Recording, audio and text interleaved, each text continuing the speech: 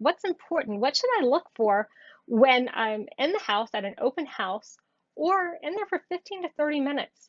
I need to know how I can protect my money and my investment.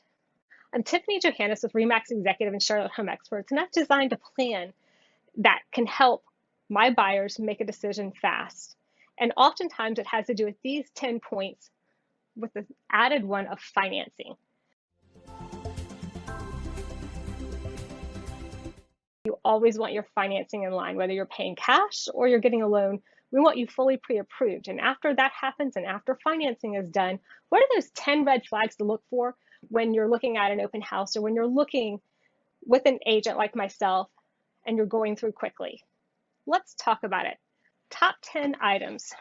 First, is there too much scent in the house? First off, it makes me sneeze and I'm immediately, what's going on here? Or if it smells bad. What is it? Is it cat urine, dog feces?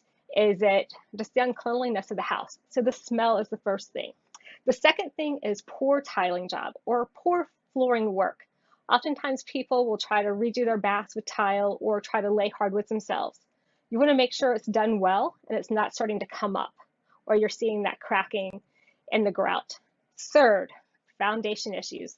Always want to walk around the house and make sure you don't see any immediately points of issue with cracking, but if it's on a crawl space, you might want to look around on the inside of the house. Are there any cracks coming out from the doorways?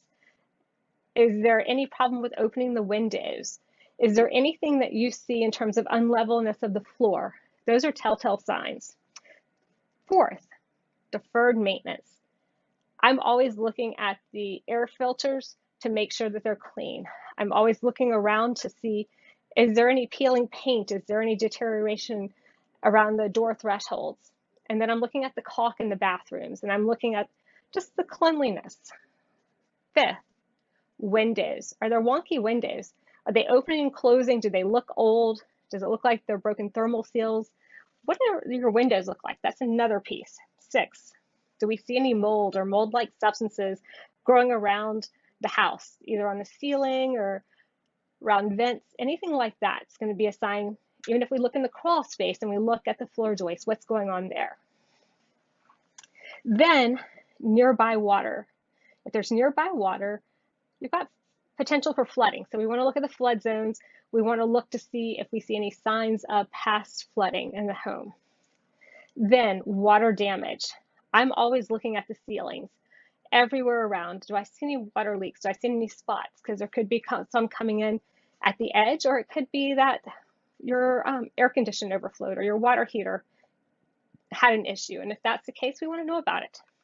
Then I'm looking at cosmetic enhancements. Did someone do a do-it-yourself job and did they do it right? Did they do it well? And then finally, I'm looking at improper ventilation.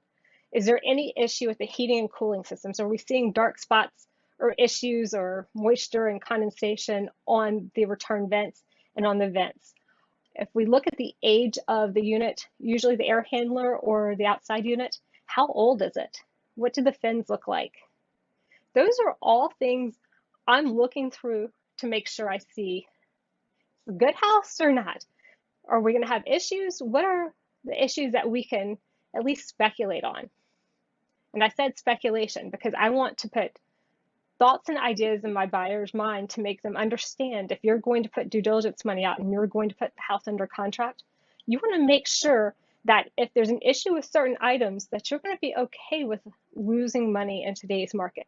I never want you to lose money, and that's why I want to look very closely at those key points in the house to make sure you're making the best buying decision for yourself. I don't want us to get overly excited and then be very upset with an inspection report that we were not expecting. It's better to expect and inspect. I'm Tiffany Johannes with Remax Executive and Charlotte Home Experts. If you'd like more information on the buying process or what to do before you sell, reach out to me. I'm happy to help. I look forward to chatting with you soon.